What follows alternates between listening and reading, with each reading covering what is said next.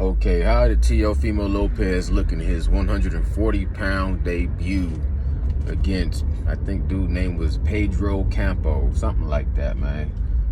Dude, man, I think he provided a decent service of, you know, a little bit of a test. I gave him the second round. He hit T.O. with some decent shots, and then fifth round, T.O. kind of took off the fifth round, and dude got in some decent shots.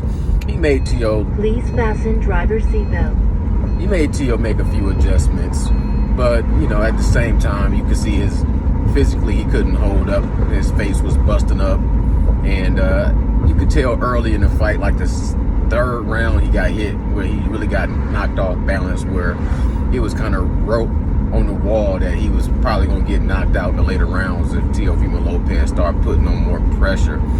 But I wanted to see dude throw some body shots to Teofimo Lopez. I wanted to see Teofimo Lopez throw some body shot combinations, but really there was a lot of head hunting going on. Teofimo Lopez looked okay.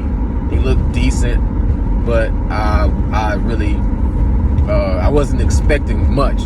I wanted to see if he would mentally freeze up. You know what I'm saying? That was my only thing, was he going to get like shell shocked and put his hands in his pocket and, you know, shell up and get defensive or anything mentally that I see where he was going to not let his hands go. You know what I'm saying? Something similar to Adrian Broner after Marcus Maidana. But he was letting his hands go. I still think that mentally certain things he was doing, I wasn't feeling. You know, some of the little playful defensive tactics he was doing. He was doing like a fake, you know what I'm saying, crab shell defense. But it wasn't like he was doing it for real. He was doing it where he was doing his switching. When he was over-exaggerating on his switch, you know, throwing his knees up like he about to do some kind of karate move and stuff like that. Little things like that to me show me that he ain't on the level of a Josh Taylor or Regis Prograis.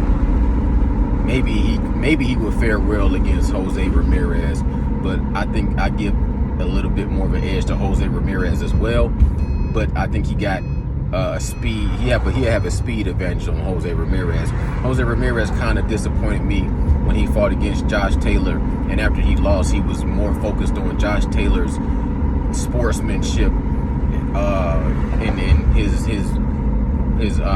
his tactics of, you know what I'm saying, mind games. He was more focused on trying to correct Josh Taylor's manners than he was beating him in the ring. Josh Taylor, he didn't look too good against Jack Catterall, but I still don't think he was 100% for that fight. I think he had the little COVID, and he had the little, I think mainly was like a knee or a leg injury that just, he wasn't in the best condition. So I think a 100% Josh Taylor is just too much for a Teofimo Lopez.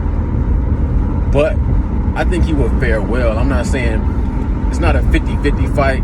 I just lean towards Josh Taylor, and I definitely lean towards Regis Prograis. I think Regis Prograis looked magnificent in his last fight, and he got the same nutritionist and strength and conditioning coach as Errol Spence. And I just think that loss he had against Josh Taylor put him on a mission, and people sleeping on him. And he hungry, and he just got the right kind of mentality. You know what I'm saying? Regis Prograis, he one of the only fighters I done seen lose and not have a lot of excuses and then come back stronger but not get the shot. You know what I'm saying? Like, people really avoided Regis Prograis. So to hear Teofimo Lopez call out Regis Prograis, you know what I'm saying, and then give him his proper respect and say he's a solid competitor, you know, I don't see the fight happening no time soon, because I think Teofimo Lopez is going to be,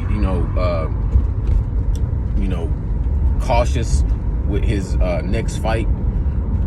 I don't see him jumping up there fighting a real serious threat like Regis Progress. But if they make that fight happen, that's the fight that I would need to see to really see what Teofimo Lopez is doing at 140 pounds. That's my thoughts. Y'all let me know what y'all think. This is Boxing Nocturnal Thoughts. I salute everybody out there, man. Peace.